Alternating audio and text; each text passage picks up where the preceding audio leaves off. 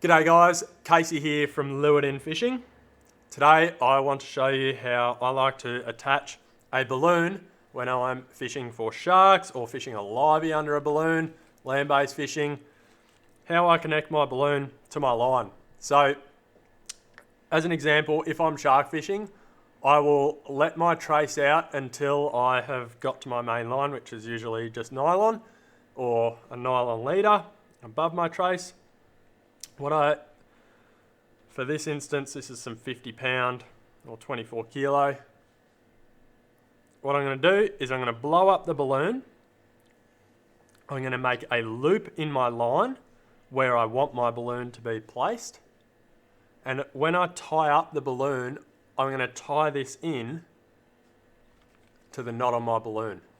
So, I'm not going to be able to talk while I'm blowing this up, so I'll quickly blow it up.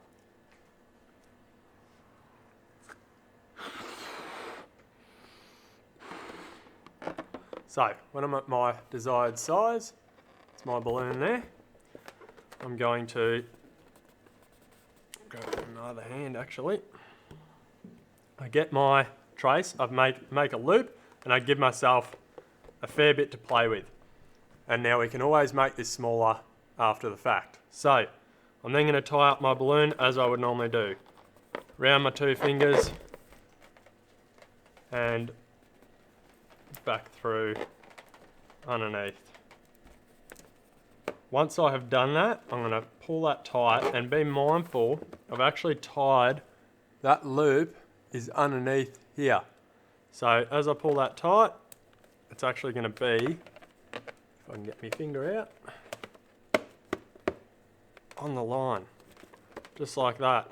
So I have my balloon there, my knot, and my doubled up piece of line is going through my balloon. Now, simply by pulling one side, I can make my loop a little bit smaller. This essentially acts as a bit of a timer.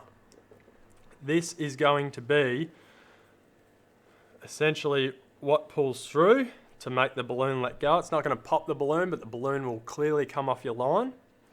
Depending on how tight you pull this, as well as your line size and how much length you give yourself in this loop, will depend on how easy it is for this balloon to come off.